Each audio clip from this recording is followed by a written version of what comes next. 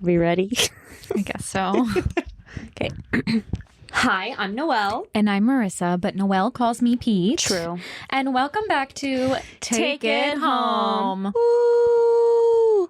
First things first, I'm the realist. Drop this and let the whole world feel it. If you guys have seen that video, obviously that's Fancy by Iggy Azalea, but if you've seen the video of, what's her name? Jenna Rose doing it, you're a real one. If you haven't seen it, look it up right now. She's like, it looks like she's at some family cookout or something performing it. I don't know why that just popped into my head. Anyways. Our first segment is always Sip of the Week. Do we need a jingle for Sip of the Week? Probably, but I feel like it has to come naturally. You're right. You know what I mean? Like, Sip of the Week.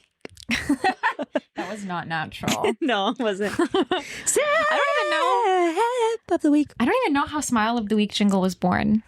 We need to go back and watch. We do. Because how did that even happen? Don't know. Don't know. Anyway. Don't care. Just kidding. I do care.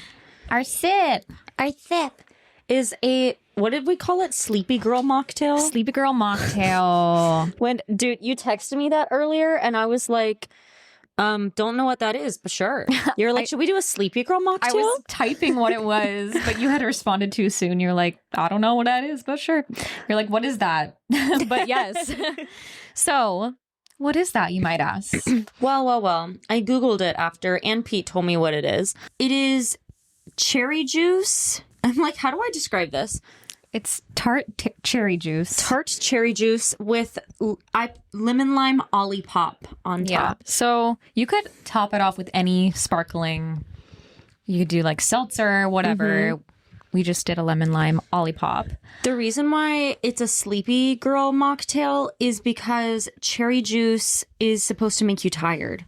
Cherries actually have melatonin in them, if you didn't know. Wait, I don't think I realized that. Yeah. That makes a lot of sense now. You have to eat a lot of them to feel the effects, or obviously drink it juiced. But yeah, they have melatonin. That's why it helps you sleep. And I used to like religiously drink cherry juice at night.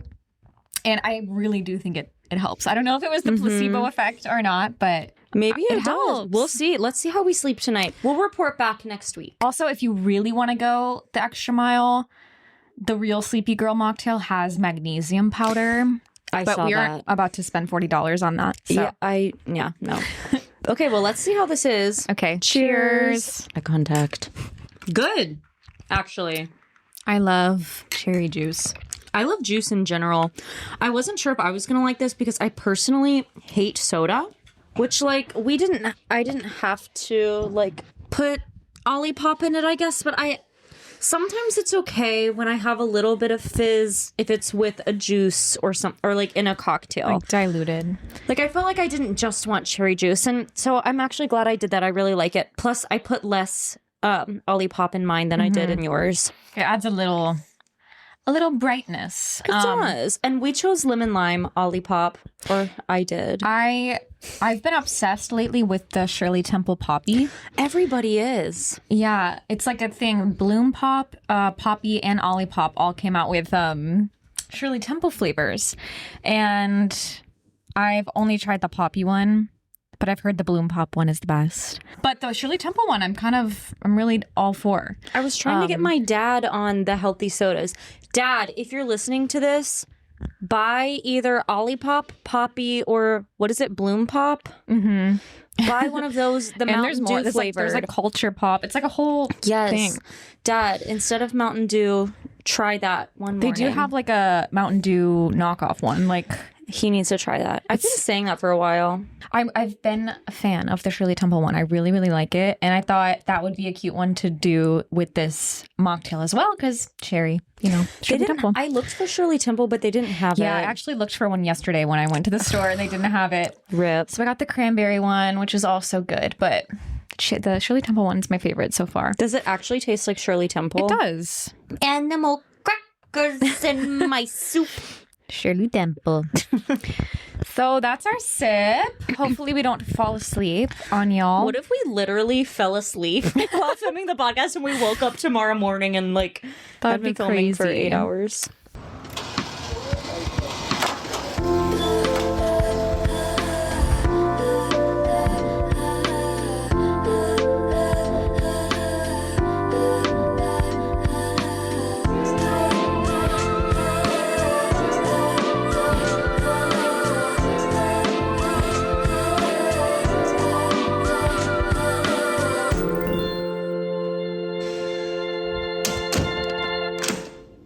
Now it's time for Smile of the week, smile of the week, smile of the week, smile of the week. I know mine. Okay. It's just cute. So I always find myself with random hours to kill in New York. Like when I'm going from place to place and you don't have enough time to go home, but you have you have time to kill. Happens to me so often. And that's a lot harder to do in the winter. Yes. Because when it's summer, I just sit on a stoop or sit in the park and that's that. But when it's winter, like literally it happened to me today. I ended up getting to work to nannying to pick up the kids a little too early, like half an hour early. Because you never know. The trains are you're either like late or so early. So today it was so early and I had to like go to a coffee shop. So all that to say, I always find myself going into random coffee shops, getting a coffee here and there just so I can sit in there for 30 minutes. And I went to this coffee shop a couple days ago. I got a tea and I sat down and I was going to do like some stuff on my laptop, but I didn't see a Wi-Fi password anywhere. But I did see that this coffee shop had a network. So I went and asked, I said, hey, do you all have Wi-Fi? And she said, not anymore, I'm sorry. And I was like, okay, yeah, no problem.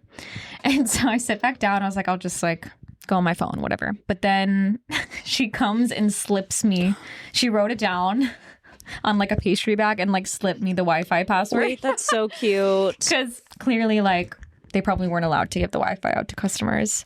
But she did for me. And then she also complimented my glasses and my sweater. So oh my God. she was just very sweet. Very cute little interaction. And That's I was like, cute. And I actually still have the pastry bag with the That's so funny. Wi-Fi password on it. I was like, thank you. And she was like, yeah, no problem. I love that. Yeah. As she should. Yeah, it was sweet. That's awesome. I would so do that too. And I was if like, were working. I will be out of here in less than 30 minutes. Don't worry. I won't linger. That's so cute. Yeah. Well, that is a sweet little smile. I guess my smile will be that today I had the most chill freaking day ever. Well, first of all, I came home from an audition with Rodney. We took a nap and then awoke and then watched a movie because I didn't have work today. And it was just honestly really nice to have a day where I went to an audition this morning, so it's not like I didn't do anything today. But after that, I sat and laid around and it was pretty nice. That's nice. I know, right? Like, I feel like I haven't had a day like that in a while where I just sit and watch TV all day. Mm-hmm. It was slay. We watched Wolf of Wall Street, which I've never seen before until today. I feel like that's such like a finance bro movie to watch. Like, I don't know. It's just about these like stockbrokers and there's so much they're like all so sexist and like they're just doing drugs and literally fucking bitches and getting money the whole movie. Rodney was like, I don't know if you're gonna like this movie or literally hate it. And I actually really enjoyed it. Like, Margot Robbie was amazing. Leo, of course, was amazing. Like, I did not like the characters. I thought they were all so douchey and annoying, but I enjoyed the movie. I was never bored. But yeah, I was kind of like, these people, these are the type of men that I really just like don't like. I don't think I've seen that. I recommend watching it, but just know they're like really sexist and all like cheat on their wives the whole movie with like a million women, and like they're just always like paying naked girlies to be around, which like nothing wrong with the girlies, but it was just kind of making me like, ew, these men, like, and just very greedy, money hungry, willing to go to whatever lengths and hurt other people in order to become rich. But it was still a good movie, and it was pretty funny in some parts, and I'm glad I watched it. Well, yay. Yay! Yay. Yay! I'm already tired from the cherry. Dude, I'm so tired. I was tired before we started recording. Me too, but I'm like, is it the cherry juice or am I... It's the placebo effect. No. Well, what are we talking about today? So, yeah, today we are talking about making hard decisions. Making hard decisions, even though they're the right decisions for your life. Because I feel like as we're getting older, getting later in our 20s, I don't know. I feel like part of being an adult is having to make hard decisions, whether that's quitting your job, finding a new job, moving on from relationships, changing friendships, making smarter financial decisions. You know, I feel like growing up when you're in elementary school, or I guess just all school, high school, college as well, you don't really have as many big... I mean, maybe you have big decisions like where you're going to go to college and stuff like that. I mean, I guess life is full of decisions. Now I'm like, what am I talking about? Well, I think what we're talking about today is like not just big decisions, but like hard ones that you don't want to make. Like, yeah, decisions where maybe what you know is right to do isn't what you necessarily want to do, but you know it'll help you in the future, and you know it's the right thing, you know it's the best thing for you. I am in my era of doing that, unfortunately. What I'm about to say, warning, is going to sound so privileged. I feel like y'all know I'm someone who loves to travel. This past summer I went to Brazil, and then I went on a solo trip to Costa Rica. Travel is my favorite thing ever, and I've always justified it even when I'm in not great financial situations. Like, and do I regret any of the trips I've taken? No, absolutely not. I don't think I'm going to be laying on my deathbed being like, I shouldn't have gone to Thailand. I should have worked. And that was also when I was working for Evil Scary Monster. Do I regret them? No. Has traveling and taking fun trips with the current financial state I am in led me to lots of stress and being behind on bills? Yes. And I can't do that anymore. And like, I feel like I've always just been one to say yes, because I'm like, and to be fair, you never know when your last day is. Sorry to be morbid, but it's true. Like, for example, with Brazil, Kendall and I had been talking about backpacking, going somewhere since we were little. And she was like, after this summer, I'm like, she was between grad school and starting a real person job. And I don't have any huge commitments in my life right now. Like, all of my jobs are very flexible. It's not like I'm like doing a dream job right now that I can't call out for. Like, I was like, financially, can I make this work? Not really. But schedule wise, sure. So, and I was like, we've been talking about this for forever or whatever. You know, I saved up for it. But even with saving up, it's like I was still gone for 3.5 weeks. And I'm not making money during that time. And I'm not really in a place where I can be doing that. I'm a starving artist, y'all. So yeah, and I've just had a habit of saying yes to everything in the past. One, because I think I'm a people pleaser and I don't like letting people down. And I just like to say yes to everything. But two, I so have the mindset of just like, life is short. I'm young. I'm not going to be able to do this kind of stuff forever. I mean, hopefully I'll be able to travel forever, but like, I don't know. I'm just like, I'm young. I'm in my late 20s. I want to go, say, have fun in another country. But yeah, this year I've decided. I had a couple of friends who were already wanting to plan trips. Like, Pete and I were in a Greece group chat with some friends.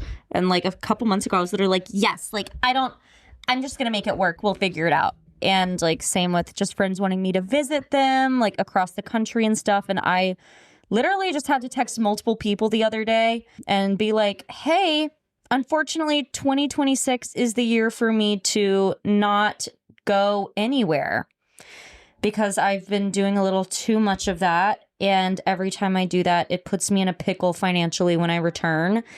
And although I have so much fun and I love doing that, I really need to get my life in order this year. So I just like went on such a long tangent, but that is a hard decision I've had to make. And I know that that sounds so privileged because it's like, I am choosing not to go to Greece with my friends, but that's that life. I think it's like bigger than that too, because with the financial stuff in general, I felt a shift, a big mindset shift in like my mid 20s, entering in my late 20s. Like you were saying, I feel like I always used to be like, I don't know, I'll figure it out. You only live once. I'm young. I'm going to do everything. I'm not going to worry about my bank account. Like one day I'm going to be rich and it's going to be fine. And that may be true. But I think like there's a point where you have to like kind of lock in and be like, well, yeah, I do believe that I'm abundant and that, you know, I'm going to have all the things I want and this, that. But like, was I going about it in the right way? Just believing like, or like choosing to ignore my situation and just be like, I'm going to figure it out no matter what. And I did. I always figured it out. It always worked out. But I got to a point where I was like, this is no longer worth not having this stability. Basically just like not having that or having that stress. Like it's not worth having that stress. My therapist mentioned that the other day. She was like, before, because I don't know, we were just talking about life, whatever stuff. I'm not gonna go into details, but she was pretty much like, you have to have the basic human needs. Exactly. Which are like food, roof over your head, things before you can start thinking about like the other things. Yeah, like fulfillment and relationships and like feeling safe and loved. And yeah, that's like the next tier. And the first tier is literally, it's like your survival, human instincts. I made a hard financial decision yesterday too, which was, I actually was about to text you and be like, I'm so upset. So I got off the wait list. Month ago, I got an email from the film studio that I'm obsessed with, that I take classes at. And I tried to sign up for a slot, but then they fill out like so quickly. It was filled out within like 15 minutes. And so I didn't get a slot, but then I got put on the wait list. And I got an email yesterday that was like, you're off the wait list. You have 1 hour to get in the class before it goes to the next person on the wait list. And I like looked at it, but it was too much money. And I was like, oh, I was so upset. And I was like, I could move money, like, or they had a payment plan where I could pay like $100 every week for the next few weeks. But like, and I was like, I could, but like, then if I could, but then I like wouldn't be able to pay rent. So, yeah. But I was like kind of emo for the next hour after that. I was like, oh, it's so fulfilling. I love that class and I learned so much. And I was so just like, I got off the wait list and I still have to say no. And I said no. I guess it's hard because like there are always going to be like classes and stuff, but it's hard when it's like hard to get into. That sucks. Yeah. Yeah. But like, I'll get in. I mean, I get those emails like once every couple of months. They'll be like, new class drop. Yeah, there's always going to be stuff. And like, we have so much life ahead of us. Like, there's going to be... You're not missing out because you're choosing to, you know, be responsible, you know? Yeah. I think that was a huge thing for me the past like year and a half, is just like saving my money and preserving my energy, like saying no to a lot of things. And I think it really helped me. And now this was going to be my smile. Well, this was like an option for one of my smiles, but I just feel like I'm learning. I mean, I preach balance like more than anything in life. I think that it's the key to literally everything. And I was journaling, it was either this morning or yesterday, but I just realized that I feel like I'm getting really good at like balance. My Midwest. Oh my God. Just came out. There's a couple words where my Midwest Michigan accent comes out.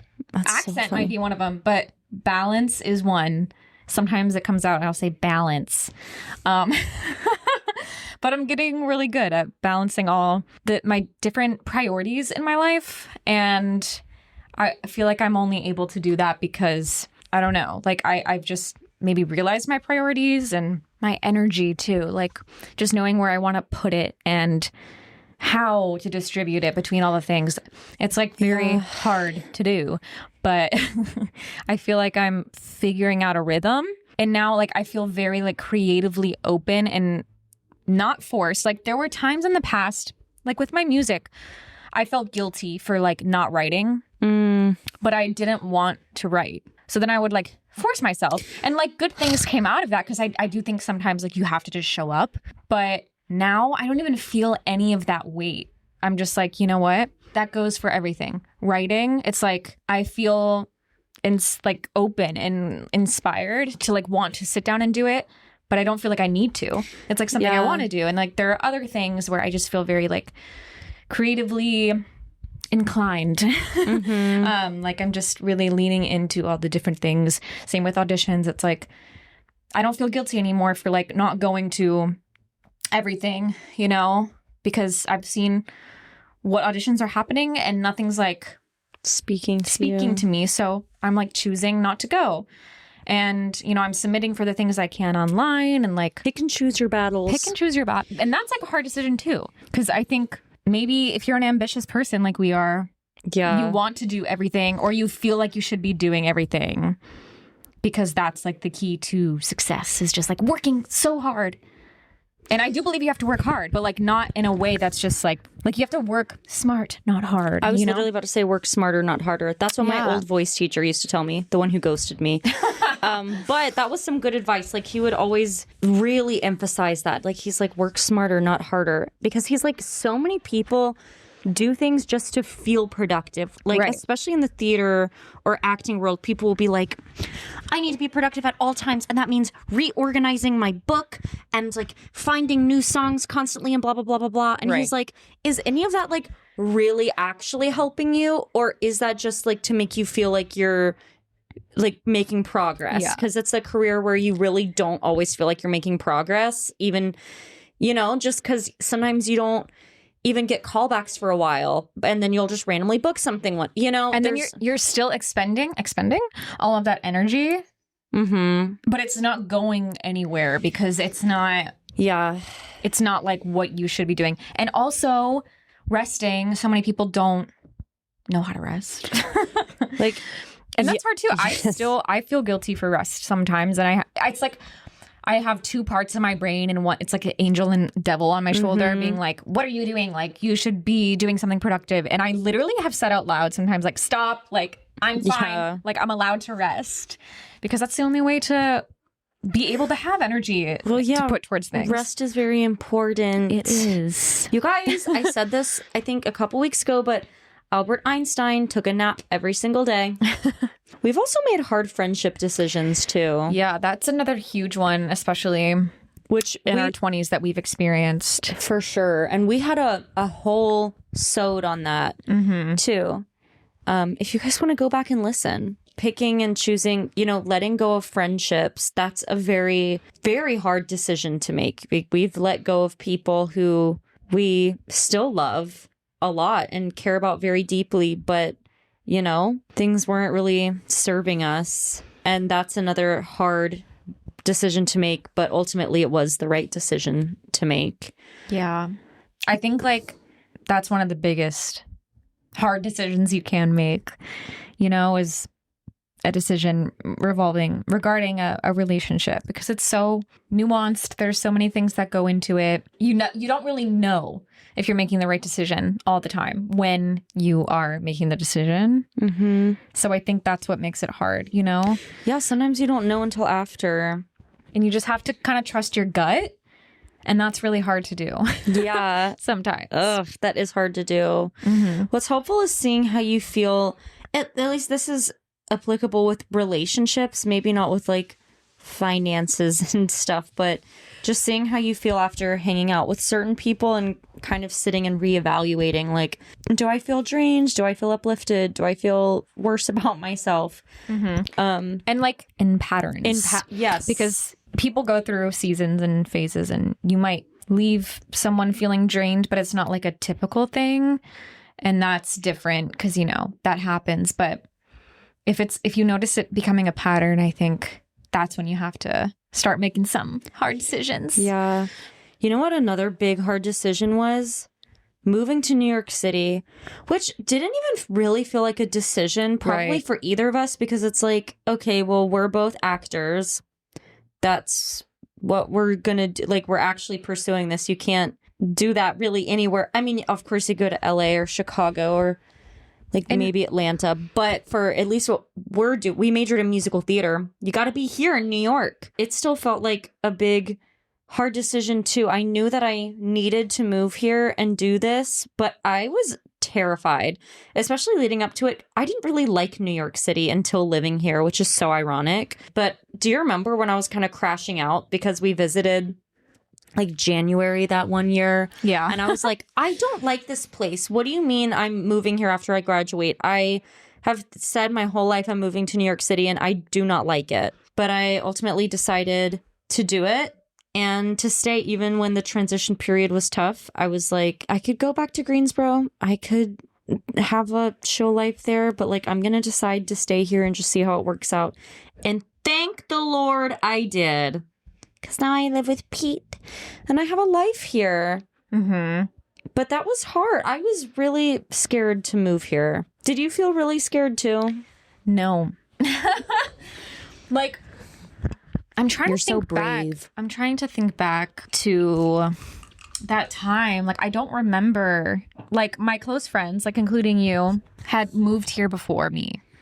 So I was coming into a place where my closest friends were like establishing themselves here, which was comforting to me because, you know, I had maybe some people to like, I don't know, like lean on, and like people who had been here like a whole year before me who helped me through that transition. And like I was moving in with you, so I didn't do the whole like sublet thing. Us moving in together was a big decision too. Yeah. I don't even like remember Well, that I was decision. Do you? not really, but I was always terrified of living with a best friend. Yeah, I lived everyone with- says don't do it. Everybody says don't do it. I lived with a couple of friends in college, but they were like a couple years older than me, so they were graduating early. And then like, but that was a great living situation until I did get in a fight with them at the very end. But now we're fine, so whatever. But I think I was kind of traumatized from that and Valid. was like scared. And then I was just like, Pete is literally like bestie boo. What if living together doesn't work out? Like, I'm scared of ruining friendships. But I think what we decided that we could do it after Treep, Yeah, our road trip. which we called Treep, Treep, because we were literally sitting in the back of a tiny Jeep for a month together. Mm-hmm. And it was honestly really awesome. Yeah. Yeah, but that was kind of scary too for me, but it ended up being one of the best decisions ever.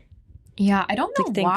God I we don't. lived together. Maybe I was feeling those kind of emotions, but if I was, I don't remember it. Like, and maybe it is because like I was just so ready at the time, Yeah. and I had been visiting a lot, so I feel like I eased my way into living here so much more than like you did. And this was kind of like your first time leaving home Yeah. in a way. I mean, I know that Elon, you didn't like go home all the time when you were there, but But it was 30 minutes away from where I grew up in Yeah. like my hometown. and Yeah. I think I had already experienced like being so far away from home Yeah, that's because fair. I went from Michigan to Elon, and that was scary.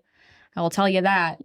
But you know, once I got adjusted, I loved it, and I looked at those 2 years in between, you know, COVID years, kind of were a blessing in disguise. Not the pandemic, but just like being able to go home so unexpectedly for like that long and it be justified and like just spend time with my family Yeah. was nice. And also save money, because I don't know what I thought I was going to do. Like, everyone goes from college straight to New York City, but I don't have a freaking dime to my name. Yeah. Yeah, we were playing that fucking app Oh trying to my get God. $40. I was going to say we should tell that story because $40 was mentioned. Oh, I said we're not going to spend $40 on magnesium powder. Oh. And then whenever I hear the Whenever you hear $40, I think about you tell the story. You're probably better at telling it. Okay, so before Treep, back in the day, me, Pete, and then our two friends, Jake and Mason, we were like, okay, it's 2020. COVID is bad.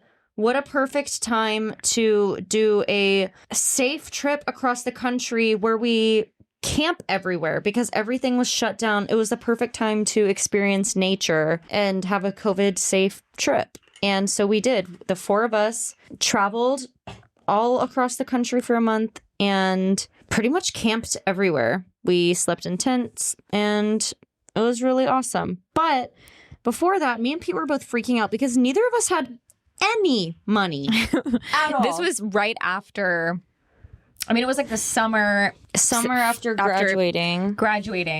And like we were just at home and it was COVID. So like we didn't have jobs because like nothing was happening. I got a job soon after, don't worry.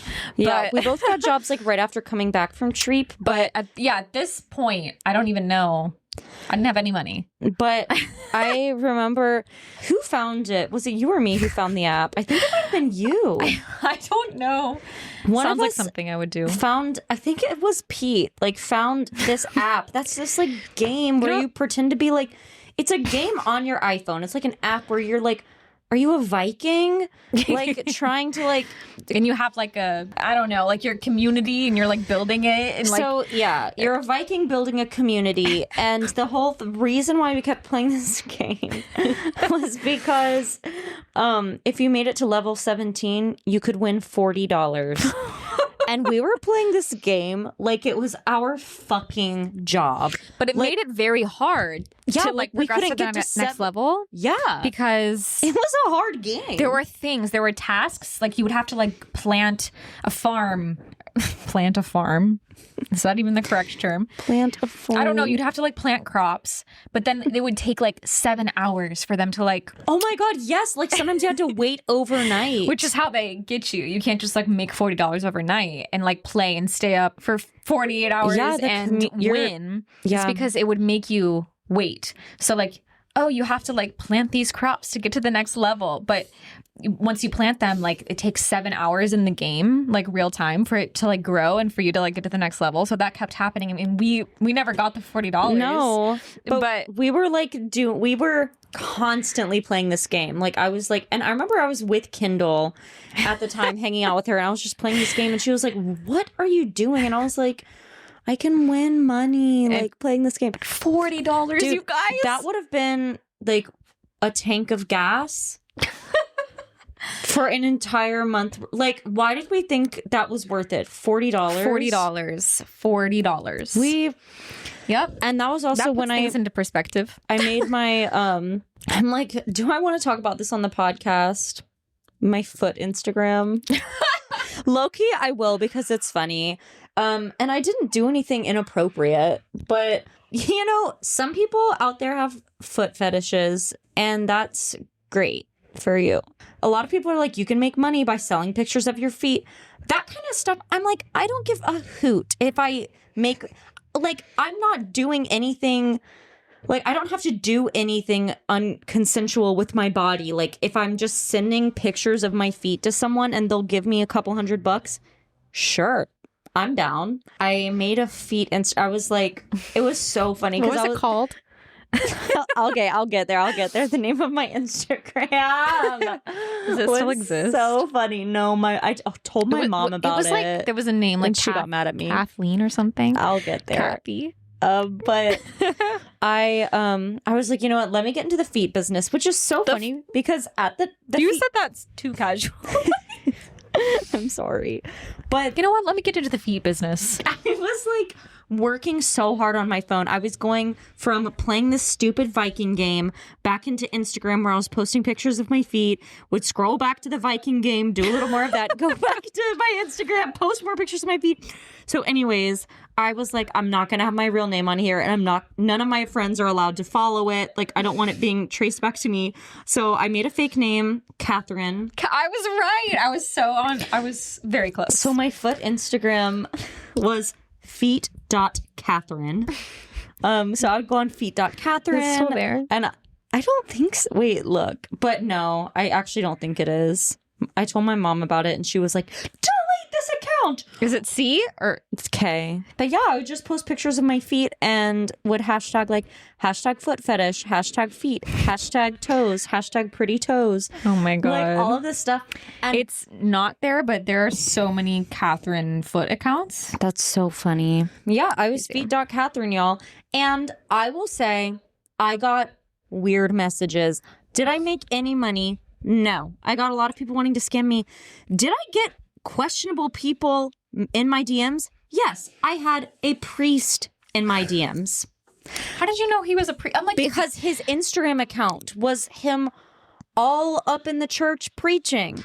that's so weird. I'm like, if you're a priest with a foot fetish who's gonna like be creepy on Instagram, don't you think you would like hide your identity? I don't know. mean, you would think so. It didn't look like it was like a big congregation. Like, I don't know. That's still really weird. I had a priest messaging me a lot being like, wow, your feet are so beautiful, like blah, blah, blah. I had someone who I had mutuals with who was viewing all of my stories. And he was from North Carolina, but there's no way, like he was definitely So it was a searching like coincidence. hashtag foot fetish and stuff because Yeah. there's no other way he could have seen my stuff. So I was like, not this guy who like I have Unless mutual friends it did with. come up in his like suggested, because if your same email was like linked to it, maybe. But No, it was a secret email too. Oh. Yeah. wow. So, but yeah, I got some weird. Someone messaged me asking me to send them a water bottle full of spit, and they were gonna send me a lot. I didn't do it. They were gonna send me money for. He like offered to send me money for that. Just people. Ew, People so are weird. And I ended up telling my mom. This is actually so funny and I dramatic. can't imagine what Polly's reaction was. Oh, to this. she was so unhappy. She was more just worried about my safety rather than like judging me. I was mentioning something about, I don't know, we got in an argument about money, like me and my mom, and I was talking about how things are stressful, like whatever, and she's like, you need to be making more money. And I was like, I'm trying.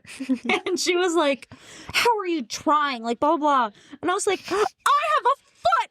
Like I have become so desperate, Mom, that I made a feet Instagram, okay? And she was like, what?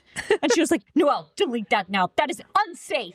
And she got so upset with me. She was like, there are scary people out there. You are not posting your feet on Instagram, blah, blah, blah. And I was like, fair enough. And then I deleted it.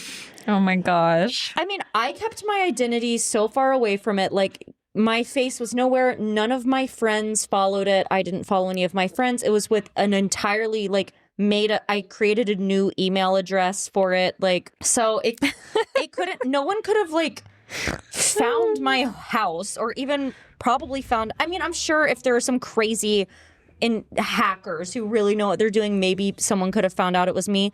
And I wouldn't have even, I'm literally talking about it on the podcast right now. It's not like naked photos. It's like, it's my feet. Who cares? Like, and I thought why did I think I was going to make like hundreds of thousands? Honestly, I mean, there are People probably do. some people out there who do. They do. Yeah. And so, yeah. That's so funny though. So that was, I forgot that you did. why did I start talking about that? Because we were talking about being desperate for $40 before Treep, and just I don't know how we started talking about that, but You know what's so funny though? Both of us ended up getting $1,000 Yeah. from the government through like an artist thing because all of the arts were shut down. Pretty much every single like artist, actor, musician, whatever people could apply for this $1,000, $1,000 through the and government it because hit we lost right work. before our trip. So and that's how we made it work.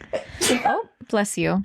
It was so perfect. Like we were grinding so hard to make $40, and then it was like A stupid suddenly game. we just like got $1,000 each, and we were like, oh, okay, now we can travel for a month, yay!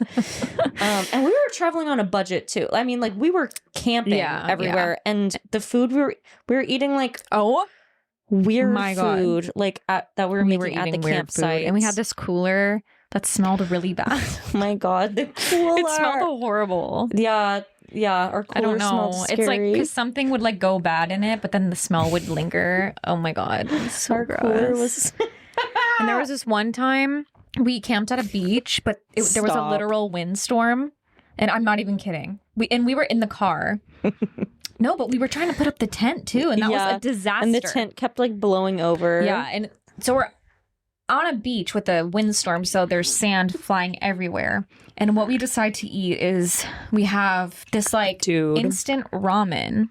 And we add this like black bean soup into the ramen, but it's not even like a black bean soup. It's like a bisque. So it's just pure liquid, no actual beans in it. It's like this black liquid. Black liquid in the ramen noodle. And I was like, ooh, this will be good. And then there was like sand in it.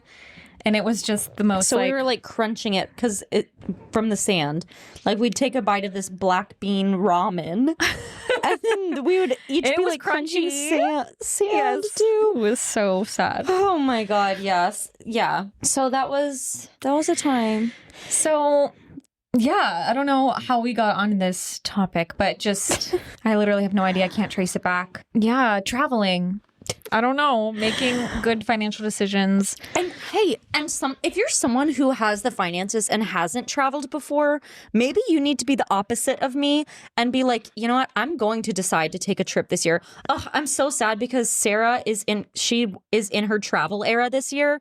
And I'm like, and she hasn't been in her travel era really before. Like our eras never align. So I'm like, of course now she's in her travel era when I'm not. They will though. They'll line up. They will. But can you talk about what you said you heard it on like another podcast about like how there are different periods in your life to focus on different things? Okay, yes. I thought this was interesting. It was in Psychology of Your 20s, of course. I stay listening to faves. It. Love you, Gemma. She meant it in kind of a different way where she was like, if you're someone who has a lot of goals or multiple things you need to work on, sometimes people can't do everything at once. So like if you have 3 goals for the new year, for example, I'll explain how I'm doing it. So, okay, instead of doing them all at once, like all of your goals every single day, 365 days for the year, being like, okay, the first 3 months of the year, I'm going to focus on saving money. The next 3 months of the year, I'm going to train for a marathon. And then the last 3 months. So you're still accomplishing all of the things, but you're not overwhelming yourself by spreading yourself too thin throughout the year. So I'm implementing this into my life this year by having like the first few months of the year be my auditioning era where I'm not thinking about a night of new works or much else in my career. I'm thinking about it mainly in career worlds. Like I will focus on auditioning and then I'll be in my A Night of New Works era for a couple of months where I'm not even going to think about auditioning and I'll just focus on that. Does this make sense? Yeah. Like when you have multiple things and ambitions and things that you're pursuing, you don't have to do everything all at once. I think that's a good way to find balance as well. Well, because I think, sorry, I'm interrupting, but I also think being in my career era this year, like I've been in my travel era so much and I've been able to do both where I'll audition a lot in the beginning of the year, but then I'll take a big trip and then it kind of like throws me off for a little, which is fine. I mean, traveling is like my favorite thing in the world to do. But I think that this year it'll be kind of nice to be like, you know what, I'm cutting travel out because it takes a lot. Like it obviously takes your time and energy, especially when you're doing big trips where you're going to another country, backpacking, whatever. And it's also a lot of finances, but this way, cutting all of that out, I can put so much more time and energy into my career this year, which I think is what I do want to focus on right now. Yeah. If this system works for you, I think it's a good way to really, like we were talking about how sometimes when you want to do everything, you want to do it all. Like you can't give all of your energy to anything because you're trying to give it to everything. And this is a really good way to be like, okay, for the first half of the year or the first 3 months of the year, I'm going to focus on, I don't know, like for me, if it were like, I'm going to focus on finishing my EP that I'm working on and I'm going to just work on that. And when I have the creative energy, I'm going to work on that. And then the next 3 months, I'm going to like really grind at auditions. And then the next 3 months, I'm going to so much better at explaining it. And then the next 3 months, I'm really going to focus on my fitness. You know, it's like But even maybe throughout that, once you are really focusing on one thing, maybe you can find ways to integrate other things into, once you kind of realize, oh, because I have all of this energy to work on this one thing, I'm not thinking about everything else, but maybe naturally some things will start creeping in there too, and you learn kind of how to juggle everything. Like, I think in the past, I've also been like, I can have everything, which I do believe. Like, people are like, you can either choose, like, you can either be on Broadway or, like, I don't know, just growing up in the musical theater world, people are always like, if you want to be a successful actor, you have to dedicate your entire being to it. So don't agree with, but. And I also don't agree with that. I think that life experience makes the best actors, and period. Like, I'm like, tell me backpacking South America for a month isn't going to give me cool human experience that I can bring to characters. Yeah, and just other things. Like, if you're an actor, hobbies, you're most likely a creative person. So, having those other outlets, like, they all inform each other. I think in any way you can feed yourself in that way, it's going to, like, it gives back to you. Mm-hmm. This is something that I realized within the past week too. There are some days that, like, really just give back to you. Mm-hmm. And that can be from the smallest things, like the kind of things we talk about for our smile of the week. Yeah. And there are some days that just take and take and take from you. Mm-hmm. And that goes for everything. Relationships, jobs. Like, you just really have to find the things that give back to you in some way. Yeah. Because if you're just in a situation that's taking and taking, you have nothing left to give, or you have nothing for yourself, Exactly. So I just can't spread myself too thin anymore. I can't do it. Also, going back to how people are always like, if you want to be an actor, you have to, I don't know, just thinking that you can only have one thing. I fully see actors whose lives I want. Not in like a jealous way, but just like I can have that two-way. Like, actors that, like, originate a role and then it moves over to the West End, so then you get to do the role in London for a year. Dream of mine. Anyone out here who is London-based, one of my biggest dreams ever is to be on the West End. Take me back to London, please. But you can also travel and still be an actor. But I do think maybe what I'm realizing is that I need time to get to a place in my career that I want to be, because I don't have the career yet. Like, I've had the traveling and I will continue to have that, but I think I need to take a little bit of time to be like, okay. And also not just career. Well, this includes finances too. Like, I'm just like, I need to get my finances and my life in order in a lot of ways. And then I can continue the traveling as well. But until I've made it to a certain point in my finances, I gotta really start focusing on what I want my future to look like, financially and artistically fulfilling wise. Yeah, I think sometimes, like, there's so many different things we want and we see for our lives, but sometimes in order to, like, truly gain those things, you have to, like, step away from them. Yeah. In order to, like, do it the right way. Yeah. And that can go for anything. Like, what's I thought this was so cool. One of my high school friends, Carly, who I don't really talk to anymore, but I hope they're doing well. They worked at Trader Joe's in Greensboro with one of their friends for, like, full time for, like, 9 months or something, which, like, isn't even, I mean, most people work a full-time job for a very long time, and I'm sure that they're working again, but the purpose was to save money to be able to backpack Southeast Asia for a couple of months. They worked at Trader Joe's, saved all of their money, lived at home with their dad in Greensboro, saved a shit ton of money, and then used it all to backpack Southeast Asia for a couple of months, which is so cool and crazy. But of course, like, in order to do that, they had to endure 9 months of working and not doing constantly, like 6 days a week, like 9-hour shifts at Trader Joe's, you know, like, And yeah, I'm learning that if I want to do certain things, I've got to save money. Yeah. And then once you like have your feet under you, then you can really start figuring out how to balance things. Yeah. All at once. For shizzle. You know? Yeah. But it all requires decision making and maybe doing some things you don't want to do and that you know will be good for you in the long run. Yeah. Yeah.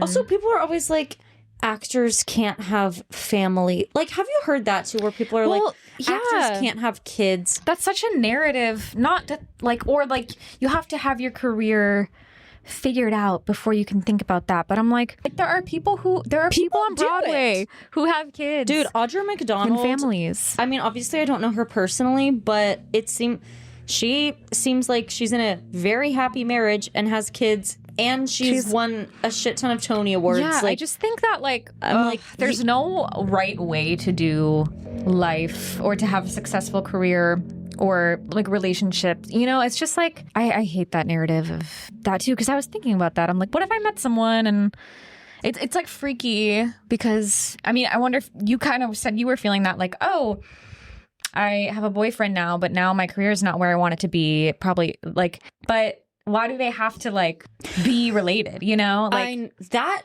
it's because it's ingrained in our minds. Like, well, if you settle down and get married and have kids, then this part of your life is over. So you better figure that out before that happens. But it's not true. I know. It's not true at all. It is so weird. Yeah, like it's like those aren't even related. Why am I like...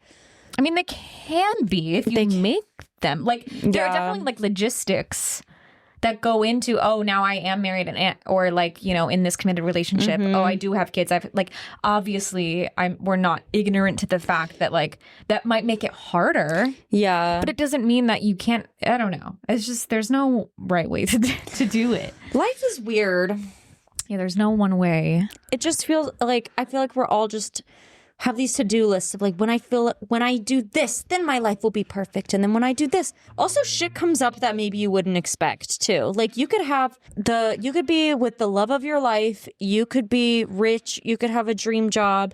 But then what if your best friend dies? I feel like that sounds so like, but I so serious though. Yeah, like life is unexpected. Life is very unexpected. So I feel like we all need to stop trying to have the perfect life and just find contentment and just loosen the reins on what you think you want or how you want things to look. Yeah, I feel like I'm doing that too. I'm proud of myself because I think I spent so long, like I was saying earlier, kind of like feeling like I had to do this and that, and there's some things I'm starting to realize, you know, maybe this exact situation within this career is not what I want. Maybe that's not really, you know, that sounds very vague, but like there are just like certain... I know exactly what you mean. I know, because I was talking to you about it the other day, but there are like certain acting jobs that like I thought about and I'm like, maybe this isn't really me. Like this isn't really...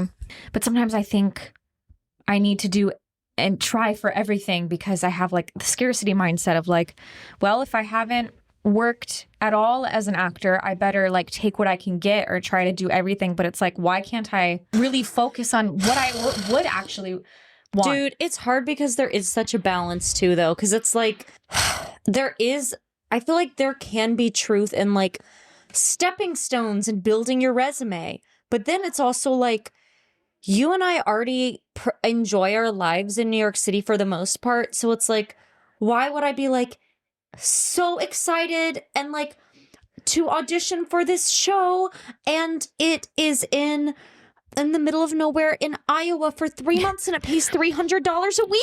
Exactly. But it's an acting job, so I'm grateful. Like, those are the kind of jobs I'm talking about. Like, they make us seem like we need to be going for that and grateful for any opportunity, and it's like I can't live on $300 a week, nor do I want to be in the middle of Iowa. That's what I was kind of trying to say when I was rambling. Like, I have always thought like, oh, I need to do everything because any opportunity, and there is truth to this, and I still believe it. Like, it's something on your resume, it's something learned, it can be a stepping stone to like the jobs you actually want. But it's like, She's is it repositioning. because I'm trying to think of how do I word this.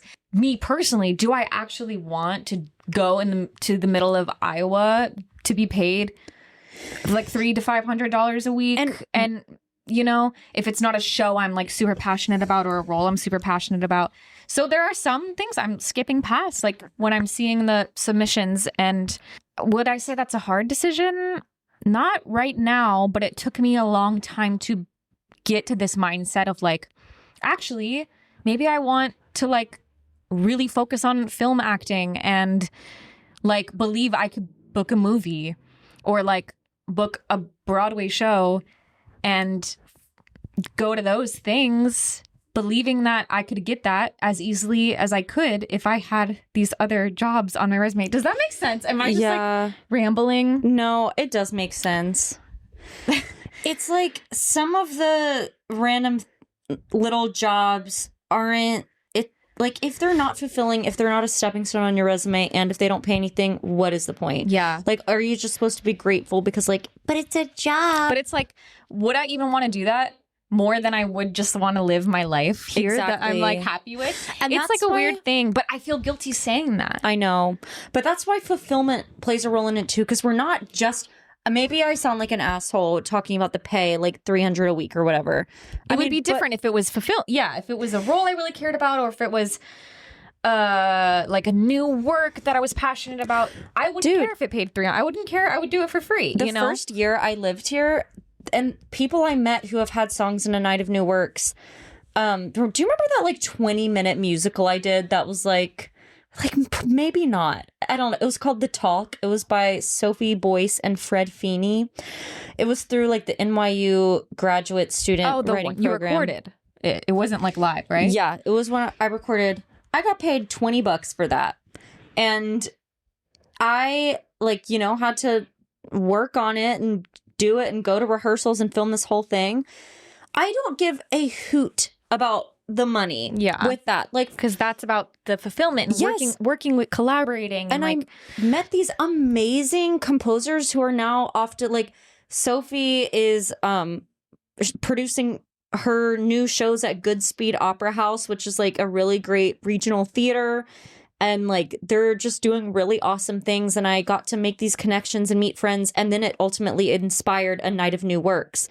And like that's an example of something that was like, it was fulfilling, and I do feel like it was a stepping stone in my career. It might not have gone to like Broadway producers or people, but it helped me to meet other creatives who are making really cool shit. Exactly. And A Night of New Works. So yeah, like I made $20 for that, and it was like work, but I was just happy to be there, and I would still do stuff like that. Like, oh, same. Yeah, it's not. Someone once said there are like three things when you receive like a job offer, like it pays well, it's fulfilling, or it's what's the other one? Like a stepping stone on your resume, right? Or it's like good for your career. Yeah, like it could like move your like if you up. like get a job at a really good theater, but maybe it pays like shit. You know, I remember it has to have two of those three things in order to be a job worth taking, or you know.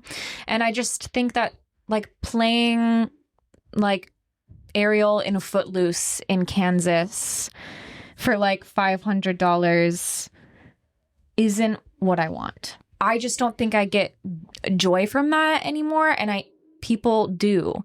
So I think the people who get joy from that should do that. But I think I'm just realizing that about myself, and I feel guilty saying that. And we shouldn't feel guilty. And I shouldn't, because I'm so much more. I just only want to focus on things and do things that I really actually want to do. Fair enough. But I think that's actually really going to help me get those things, you know? And, you know, ironically, and maybe I shouldn't say this, and maybe I'll want you to cut this out, I don't know. But, like, there are also some Broadway shows. Would I say no to any Broadway show I got cast in right now?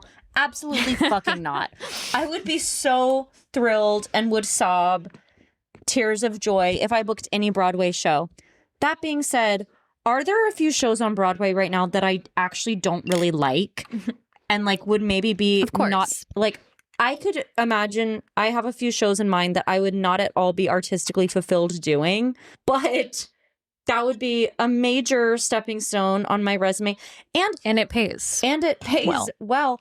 And I will say, like, even if it's a show that I might not be artistically fulfilled from, like, I ultimately would rather be singing and acting in anything over tour guiding. Well, and that's why Broadway is different, because it's a show in New York where you live, and it's like a longer contract most likely. So it's more of like, this is my job, not like a job I'm doing for a month and coming back. Like it's not as much like feeling like you're freelancing, like contracting. It's like, this is my job. And obviously it's a huge stepping stone, and you're making connections, and it also pays better than anything else. Yeah.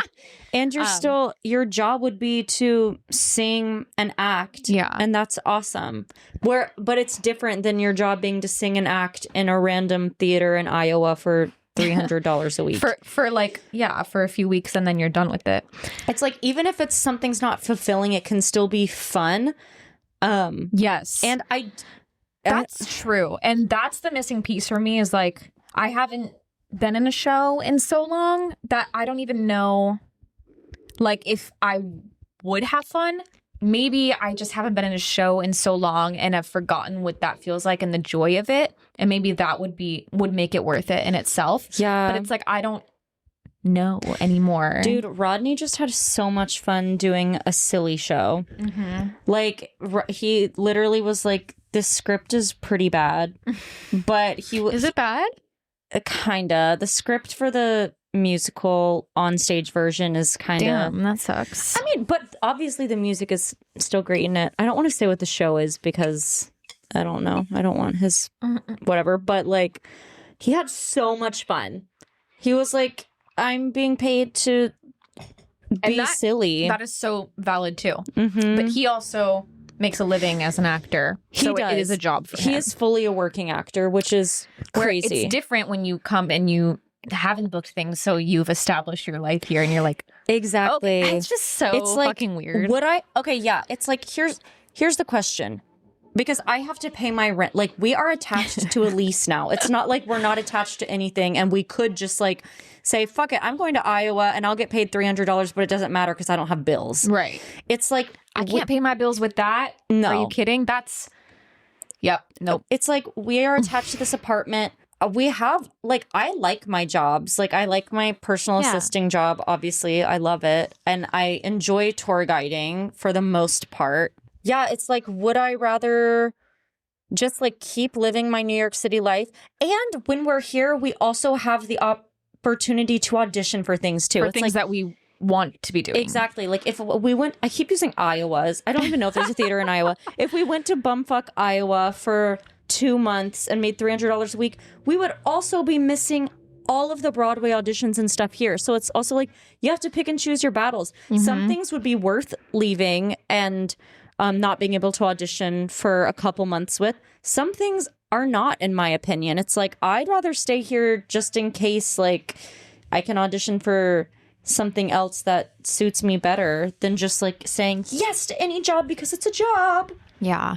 And if you're listening to this and you're not an actor, I feel like hopefully it still is relatable, because I think it just speaks to a bigger concept, you know, of just like figuring out, like really understanding what feels aligned with you. Yeah. And it's okay if like that's not what it used to be, first of all, or like what you thought it was, because we are always growing and changing. And like, I think there was a part of me that was attached to that like college version of myself, like my 18-year-old self who like would have loved to go play Sophie and Mamma Mia. Sophie and Mamma Mia. That's a perfect example. In like Iowa. In Iowa, I guess. You know, but I'm like, I don't really know if that's me as an artist. Could I do that? Yes. There are just other things. And I'm not trying to speak down on those jobs whatsoever, because it's not about the job, it's about me and like what I want to do. Yeah. And what fulfills me. Like I said, there are plenty of people who get joy for that. I think from that, I think I'm just realizing maybe I don't. And that's a hard decision to, it is, or a hard realization, I guess. It is, but it's also kind of liberating because I think there was just a part of me that was attached to this old version of myself. And I think we're constantly changing. Maybe one day I will really want to go and do that. But I think like having that realization is helping me to understand my life and like my path as an artist and what I want to focus on and other things outside of acting and music that I'm getting into creatively and wanting to focus on, and even outside of any sort of creative endeavor. Yeah. I'm a human outside of that too. We are humans. Or are we dancers? Are we humans? Are we dancers? Did we even talk about decision making? Yes, we did. Okay. The whole thing was about because it's not just obvious like decisions. It's about understanding yourself, I think, and like making decisions based off of that. Yeah. And I think everything we talked about relates back to that somehow, you know? Yes. And that's what we're going through right now. And I think that was an important episode to dig into. Yeah. Because I think no matter where you are in life, it can apply. Even if you're not in your 20s.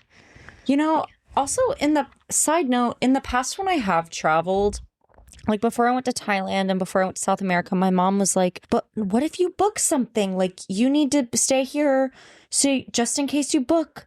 And I'm like, and so I've thought about this before where I'm like, should I not go to Thailand? Because like, what if I book something? That's hard. Guess what? Well, first of all, I didn't book anything, but also I've decided when I do big trips like that, like for Brazil last year, for example, I was like, I am only going to audition for the things that I would actually cancel this trip over. Yeah. And this trip is very important to me. So like, I'm only going to go to Broadway auditions or like the fucking, I don't know, like the big regional ones or like TV, like big career changers. If it's anything else like random, I'm not even going to audition for it because I'm not going to choose that over Brazil. And so that's kind of where my mind has gone to, which I think a lot of actors probably feel like they have to be in the city too. And like, I mean, of course you do need to live here, but if you have other things you want to do, you can just like audition for the things that would be worth canceling your trip for, essentially. Yeah. And that's what I started doing. So you saying that kind of put things in like a way of like what I was talking about, like audition for the things that you would change your life for, like cancel your life for. Yeah. Like that's what we're taking home today. Yeah. So like if you take out the trip or the Brazil part, because I think that's a great way to look at life too. If there's things you want to do or places you want to go and you're worried about leaving your endeavors. But like, why can't that apply to every day? Like, exactly. I'm just going for the and obviously the reason why we're in New York, there are so many things we can do, like film stuff that just you can just do and then go back to your life. Exactly. So yeah, I'm just trying to like think of my life as greater, so much greater than this career. Yeah. Even though it's such a big part of me and I'm still so passionate about it and working hard towards it. But like anytime I talk about this topic, I feel guilt. I know. And it's fucking weird because like we shouldn't, because life is so much more than like theater. I know. It's so odd. But like, I think we were just taught to be, I know. If you can picture yourself doing anything else, then don't do this. Dude. Which is just not, I want to do this and do a lot of other things. Yeah. And be a person. When my mom has been like, what if you like book Broadway? I'm like, then I'll cancel Brazil. Yeah. Yeah. Like, and the thing is, you always have a decision to make if it comes to that. Exactly. Like, you know, so just go about your life and do the things you want to do. Go for the things. Yeah. There's no harm in like applying for the job or like going to the audition, you know, and then you can make the decision later. Exactly. If you happen to get it. Yeah. I think, just kind of doing things and then being like, we'll cross that bridge when we get there. Yeah. You don't have to make decisions before you have the decision to make. Dude, side note, I'm in the mood for a cookout tray right now. Oh, I miss cookout. Me too. I hope that we go to North Carolina.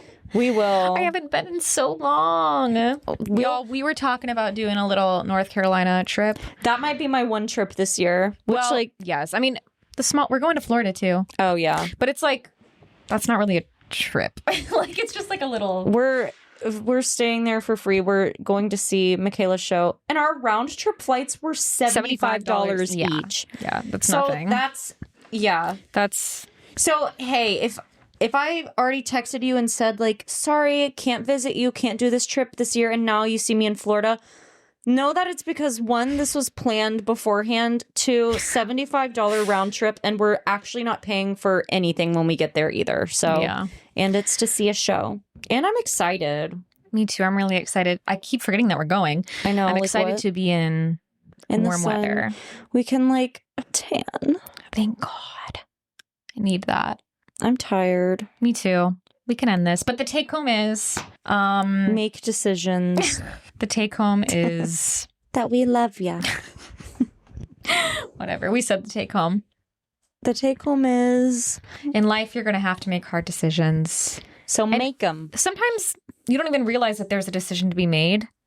But if you feel like something is off or unaligned, then maybe there is a decision to be made. Exactly. You know what I mean? That's so true. Like sometimes life presents you with decisions where you actually just like have to make one to move forward.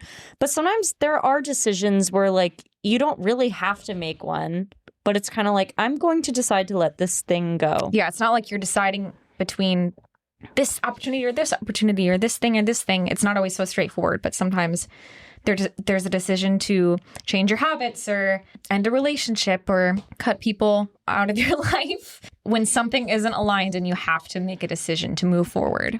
Listen to yourself, your instincts, and what your heart is telling you. Follow us at Take It Home Pod on all the platforms. Instagram, TikTok, you can find us there. You can email us. No, I'm kidding. Watch this on YouTube at Take It Home Pod and subscribe, follow us. We come out with a new episode every Thursday. If you have any ideas for an episode or if there's anything you want to hear us talk about, please DM us and let us know. We're always open to suggestions. Goodbye. Goodbye.